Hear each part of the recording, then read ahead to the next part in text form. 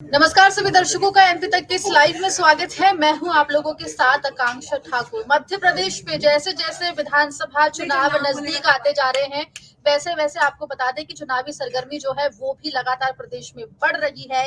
नेताओं का आना जाना भी लगा हुआ है। इस बीच बड़ी खबर दर्शकों को यहाँ पर हम दे दें। खबर ये कि डॉक्टर आनंद राय, जी हाँ, व्यापम के विसल ब्लोअर डॉक्टर आनंद राय ने बीआरएस भारत राष्ट्र समिति, जो कि तेलंगाना के मुख्यमंत्री के चंद्रशेखर राव की पार्टी है, वो ज्वाइन कर ली है। तस्वीरें आपको हम दिखा देते हैं और तस्वीरों के साथ साथ दर्शकों को बता दें कि आनंद राय खुद हमारे साथ जुड़ गए। तस्वीरों में आप देख सकते हैं कि यहाँ पर के चंद्रशेखर राव मौजूद है। उनकी मौजूदगी में पार्टी उन्होंने ज्वाइन की है। सीधे आनंद राय जी का रुख कर लेते हैं। सर, पहले तो बहुत बहुत स्वागत है आपका एमपी तक पर। धन्यवाद जी। अटकलें लग रही थी कि शायद कांग्रेस ज्वाइन कर सकते हैं, आम आदमी पार्टी ज्वाइन कर सकते हैं, लेकिन ये फ्रेम में अचानक से बीआरएस कैसे आ गई? देखिए, ऐसा है, ये आपको भी पता है। आप चूंकि एक बड़ी सीनियर रिपोर्टर है, मध्य प्रदेश को कवर कर रही हैं, आप खुद जानती हैं कि मध्य प्रदेश में विपक्ष कौन है। मध्य प्रदेश में जो दलित, शोषित, आदिवासी, वंचित वर्ग है, उसकी आवाज किसने उठाई है? ओबीसी की आवाज किसने उठाई है? जब भी मध्य प्रदेश में कोई बड़ी घटना होती है, चाहे दलित आदिवासियों पर बलात्कार हो या उनका शोषण हो, अत्याचार हो, जय भीम आर्मी और ओबीसी महासभा ही ऐसे संगठन है जो इन लोगों की आवाज उठा रहे थे। तो सत्ता से असंतोष है, करीब आप मान के चलिए कि हर आदमी सत्ता से असंतुष्ट है। 20 साल का एक लंबा टेन्योर हो गया शिवराज सिंह चौहान का, लेकिन वो जो वोट है वो कांग्रेस ऐसा मान रही थी, टेकन एज ग्रांटेड ले रही थी कि ये वोट हमको जाएगा। लेकिन संघर्ष के जो चेहरे हैं, जिन लोगों ने रोडों पे संघर्ष किया है, जो लोग जेल गए हैं, जिन्होंने एफआईआर झेली है, जिन्होंने रासुका झेली है, जिन्होंने जिला बदर झेली है, ऐसे जो कार्यकर्ता है उनको कोई भी पार्टी एडजस्ट नहीं कर रही है। सिर्फ नेता पुत्रों को जगह दी जाती है या जो डायनेस्टी पॉलिटिक्स है उसी को आगे बढ़ाया जा रहा है।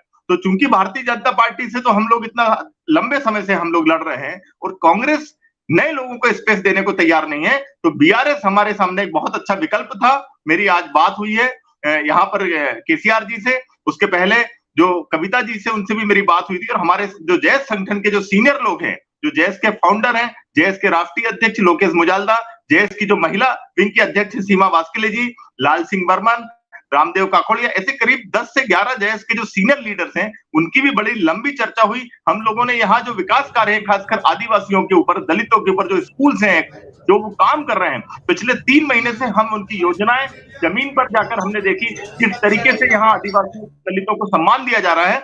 और उनकी योजनाओं से प्रेरित होकर, इंस्पायर होकर मुझे लगा कि वर्तमान में मध्य प्रदेश की राजनीति में यदि कोई थर्ड फ्रंट को लीड कर सकता है तो बीआरएस लीड कर सकती है।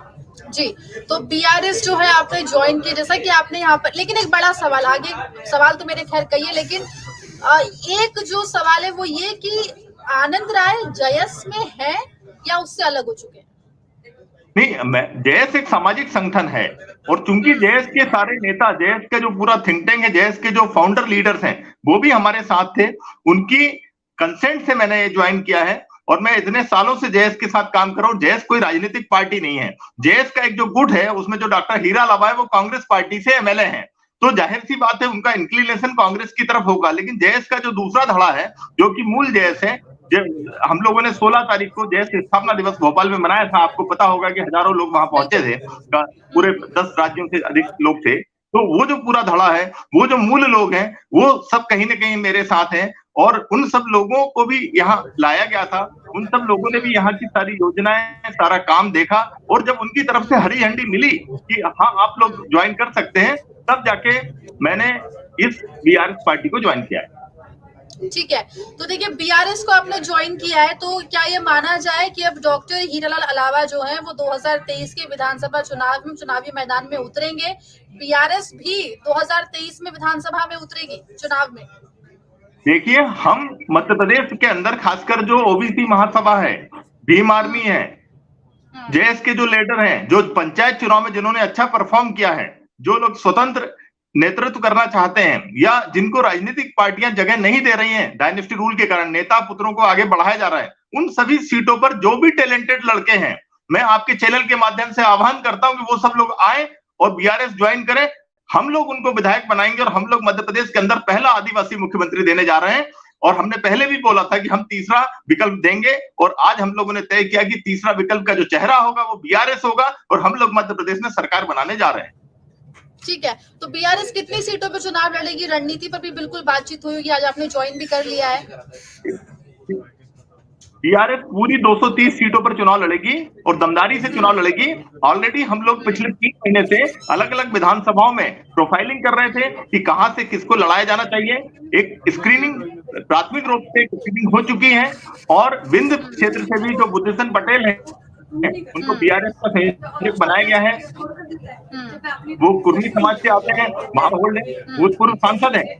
तो यदि कोई इंडिपेंडेंट सांसद है जो बीएसपी पार्टी से लड़े थे, यदि वो बीआरएस पार्टी ज्वाइन करते हैं, तो क्षेत्र में भी सैकड़ों की संख्या में लोगों ने ज्वाइन किया है, तो जाहिर सी बात है कि ये जो बीआरएस है ये ओबीसी और जैस एक बहुत बड़ा ट्राइबल में जैस का एक होल्ड है।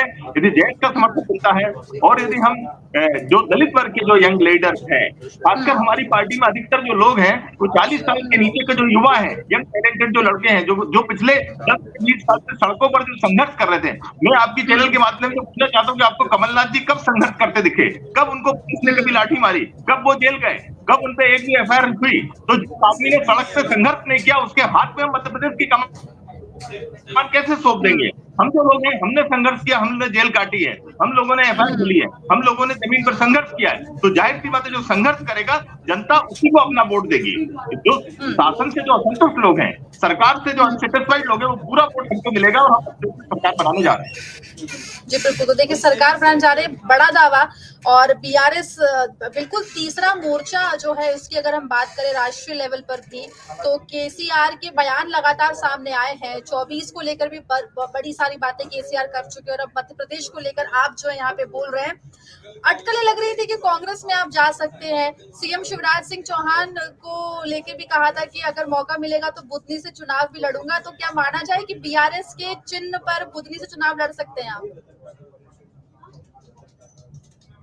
देखिए, ये पार्टी का फैसला है कि पार्टी मुझे कहां से चुनाव लड़ाना चाहती है, लेकिन मेरा खुद का ओपिनियन है कि मैं शिवराज सिंह चौहान जो है उसको एक चुनौती दी जानी चाहिए। कांग्रेस की ओर से शिवराज सिंह चौहान को पिछले 20 साल से मैं राजनीति देख रहा हूं, कभी कोई चुनौती देने की कोशिश ही नहीं की गई। अभी तक बुधनी में उनका कोई कैंडिडेट डिक्लेयर नहीं हुआ। आप बताइए, यदि मुख्यमंत्री के खिलाफ अब नहीं लड़ेंगे, इसी तरीके से भारतीय जनता पार्टी ने छिंदवाड़ा में कमलनाथ जी के खिलाफ कोई कैंडिडेट अभी तक डिक्लेयर नहीं किया। तो ये जो आपस में जो नूरा कुश्ती हो रही है भाजपा और कांग्रेस की, ये नूरा कुश्ती बंद होगी, और ये जो बड़े नेता आपस में मिलजुल कर जो राजनीति करते हैं मध्य प्रदेश के अंदर, और खासकर जब जमीनी मुद्दे होते हैं, चाहे किसानों के मुद्दे हों, चाहे बेरोजगार युवाओं के मुद्दे हों, दलितों के मुद्दे हों, आदिवासियों के मुद्दे हों, लट्ठे हम गाएं, मुकदमे हम जलें, तो मलाई ये खाएं, ये अब मध्य प्रदेश में नहीं चलेगा।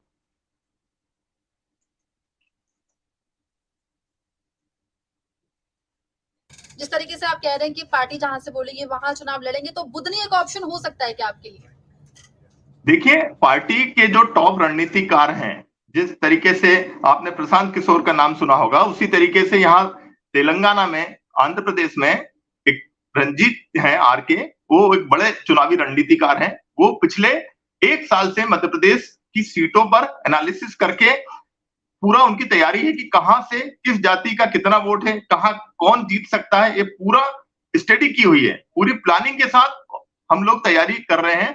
जहां से मुझे बोला जाएगा मध्य प्रदेश में चुनाव लड़ने का, वहां से मैं चुनाव लड़ूंगा। और जैस के भी जितने भी लड़के पंचायत चुनाव में जिन्होंने अच्छा परफॉर्म किया है, यदि वो हमारे साथ आते हैं तो उनको भी चुनाव लड़ाया जाएगा। और दलित वर्ग के भी जो यंग लड़के हैं, यदि वो हमारे साथ आते हैं, हम उनको टिकट देंगे, उनको मौका देंगे। सबसे बड़ी बात यह कि यदि कोई लोअर मिडिल क्लास बैकग्राउंड से कोई लड़का है, यदि वो चुनाव लड़ना चाहता है, तो नेताओं के चक्कर काटने पड़ते हैं। 15-15 साल तक इनके डंडे झंडे उठाओ, इनके आगे पीछे घूमो, इनकी चरण वंदना करो, ये सब अब मध्य प्रदेश की राजनीति से खत्म करने वाले हैं। तो अब राजा का बेटा राजा नहीं बनेगा, अब राजा का बेटा राजा नहीं बनेगा, जो हकदार होगा वो राजा बनेगा। ठीक है। शुरुआत में आपने कांग्रेस पर आरोप लगाया था कि नेता पुत्रों के लिए केवल जगह है, जो कार्यकर्ता हैं, खासतौर पे जो युवा हैं, उनको मौका नहीं मिल रहा है, और इस वजह से कांग्रेस से युवा जो है वो दूर हो रहा है। नेता पुत्रों के ऊपर भी आपने, परिवारवाद के ऊपर भी आपने आरोप लगाया कांग्रेस पर यहाँ पे। जी, मैं आपको छिंदवाड़ा का ही उदाहरण बताऊं कि भाई कमलनाथ जी जो है वो मध्य प्रदेश कांग्रेस के अध्यक्ष हैं, भावी मुख्यमंत्री भी वह हैं। उनकी जो बहू है प्रियानाथ जी, वो छिंदवाड़ा से विधायक चुनाव लड़ेंगी। छिंदवाड़ा से सांसद नकुल नाथ जी हैं। तो कहीं छिंदवाड़ा जहां पर 5 लाख से ज्यादा गोंड आदिवासी आबादी है, तो हमने तो नारा दिया है मावा नाटे मावा राज, छिंदवाड़ा पर होगा गोंडों का राज। जिस आदमी के 5 वोट है छिंदवाड़ा के अंदर, जिसके परिवार के, वो आदमी पिछले 40 साल से राज कर रहा है, तो छिंदवाड़ा का आदिवासी कहां जाएगा? जब वहां के हम आदिवासी युवा नेतृत्व की बात करते हैं तो हमको बोला जाता है कि नहीं, आप तो कमलनाथ जी को सपोर्ट करिए यहाँ पे। तो हम तो यंग टैलेंटेड लड़कों को ढूंढने निकले हैं। आनंद राय का इतिहास है कि आनंद राय ने मध्य प्रदेश के अंदर युवा नेतृत्व को खड़ा किया है, और अब आनंद राय उन युवा नेतृत्व को विधानसभा और संसद में भेजने की तैयारी कर रहा है। यदि मुझे चुनाव नहीं भी लड़ना पड़े तो मैं चुनाव नहीं लड़ूंगा और लोगों को चुनाव लड़ाऊंगा, और मध्य प्रदेश के अंदर हम बड़ी संख्या में जो पढ़े लिखे युवा हैं उनको हम विधानसभा में भेजेंगे और दमदारी से लोकसभा चुनाव भी लड़ेंगे। जी, तो देखिए विधानसभा चुनाव भी लड़ेंगे, लोकसभा चुनाव भी लड़ेंगे, ये दो बातें आपने कही। जैसा कि आपने बताया कि लगभग 1-1.5 साल से आप लोग का जो थिंक टैंक है बीआरएस का, वो मध्य प्रदेश में मौजूद था और तमाम जो सर्वेज है वो कर रहा है। तो जो आपके इंटरनल सर्वे, अगर बीआरएस मैदान में आती है तो क्या तीसरे मोर्चे वाली किंग मेकर की भूमिका में आपको नजर आ रही है? और अगर हाँ तो जी जी मैडम, किंग मेकर नहीं, किंग बनने जा रहे हैं। मध्य प्रदेश को मैं पहला आदिवासी मुख्यमंत्री जेएस देगा और बीआरएस देगा। हमने वादा किया था कि हम आदिवासी मुख्यमंत्री देंगे। आज बताइए, 22% आदिवासी आबादी है। भारतीय जनता पार्टी और कांग्रेस दोनों ने कभी आदिवासी चेहरे को मुख्यमंत्री के रूप में प्रोजेक्ट नहीं किया। हम लोग आदिवासी वर्ग मुख्यमंत्री को प्रोजेक्ट करेंगे और आदिवासियों को सम्मान मिलेगा यहाँ इस पार्टी में। ठीक है, तो सीटों का आंकड़ा भी बता दीजिए। सर्वेस तो हुए हैं आपकी तरफ से भी? हम लगभग 150 सीटें जीतने जा रहे हैं। इतना ही कांग्रेस ने भी बोला है आनंद जी। देखिए, कांग्रेस के पास चेहरे कहाँ हैं? आप बताइए, जिनको नकार चुके हैं, जिन लोगों को जो लगातार चुनाव हार रहे हैं, आप मुझे बताइए कि वो चेहरे अचानक जीत कैसे जाएंगे? उनको ये लग रहा है कि सत्ता से लोग असंतुष्ट हैं, भारतीय जनता पार्टी से लोगों की नाराजगी है, लेकिन वो जो अनसेटिस्फाइड वोट है, वो जो असंतुष्ट वोट है, वो कांग्रेस को क्यों मिलेगा? यदि उन लोगों ने रोड पे संघर्ष नहीं किया तो वो वोट उनको नहीं मिलेगा। रोड पे जिन लोगों ने संघर्ष किया है, जिन लोगों ने लाठी खाई है पुलिस की, जो लोग जेल गए हैं, जिन्होंने एफआईआर झेली है, हम लोग जो बेरोजगारों की आवाज उठाए हैं भोपाल तक, हम जैसे युवा लड़कों को वोट देगी जनता, निकम्मे विपक्ष को देगी। ठीक है, तो बीआरएस आपने ज्वाइन किया है और पूरी 230 सीटों पर बीआरएस मध्य प्रदेश की विधानसभा चुनाव में मैदान में उतरेगी। यंग चेहरों को टिकट देंगे आपने कहा है, और साथ ही ये कि पहला आदिवासी मुख्यमंत्री देंगे। ऐसा ही वादा जो है भीम आर्मी चीफ चंद्रशेखर भी करके गए थे, जब मेरे हिसाब से जब उनकी जम्बूरी मैदान में भोपाल में जब सभा हुई थी। तो क्या आने वाले वक्त में भीम आर्मी और बीआरएस साथ में दिखाई दे सकती है? देखिए, उनसे चर्चा चल रही है। मैं भीम आर्मी के मंच पे उस दिन मौजूद था। 12 फरवरी की जो रैली थी, वो जेएस ओबीसी महासभा और भीम आर्मी की संयुक्त रैली थी।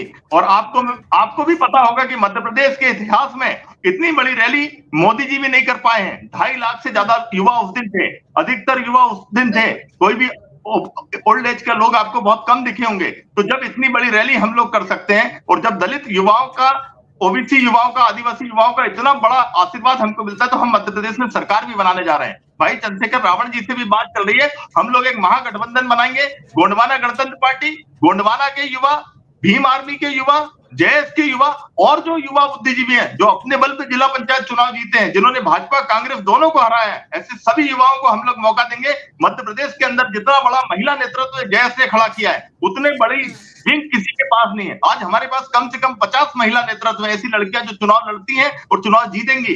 यंग लड़कियों को हमने मौका दिया है, नेतृत्व गढ़ा है जेएस ने, और हम मध्य प्रदेश की राजनीति बदलने जा रहे हैं।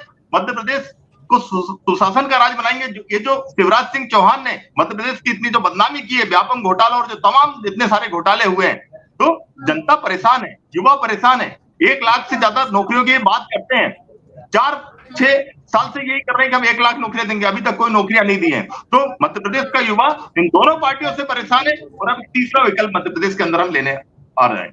ठीक है, आखिरी सवाल मेरा आनंद जी, जयस का एक और गुट है हीरालाल अलावा का गुट, क्या उससे भी बातचीत चल रही है? वो भी आगे चलकर आपके साथ दिखाई दे सकते हैं?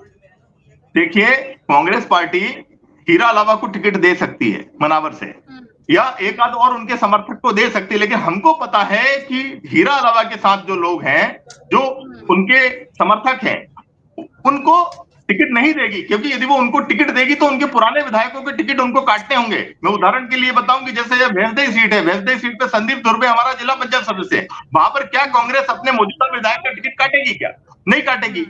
महेंद्र कन्नौज है हमारा कुक्षी में, वहां हनी बघेल वहां से विधायक है, तो क्या कांग्रेस हनी बघेल का विधायक टिकट काटेगी क्या? तो हमारा जो यंग लीडर है वो, उसको तो टिकट हम ही देंगे, हम ही उसको चुनाव लड़ाएंगे ना। कांग्रेस के पास तो इतना स्पेस ही नहीं है, कैसे लोगों को टिकट देगी? और यदि वो नहीं देगी तो नेता पुत्रों को उनको आगे करना है तो बीआरएस उनको मौका देगा, और आप देखिए हम सरकार बनाने जा रहे हैं। जी, तो बड़ा दावा यहाँ पर देखिए बीआरएस को लेकर आनंद राय ने जो किया है कि सरकार बनाएंगे और आदिवासी सीएम देंगे। हालांकि अब देखना होगा कि किस तरीके से एक्टिविटी अब बीआरएस की भी बढ़ती है। एक और नाम जो देखिए आम आदमी पार्टी हो गई, जयस हो गई, या दूसरी अगर हम बात करेंगे समाजवादी पार्टी या फिर जो गठबंधन की बातें चल रही है उसके बीच अब बीआरएस की भी एंट्री मध्य प्रदेश की राजनीति में। बहुत बहुत शुक्रिया आनंद जी, आप जुड़े और तमाम बातें आपने इस पूरे मामले पर रखी। बहुत बहुत शुक्रिया आपका। इस लाइव में फिलहाल इतना ही रख रहे हैं। मध्य प्रदेश से जुड़ी तमाम खबरों के लिए बने रहिए एमपी तक के साथ। नमस्कार।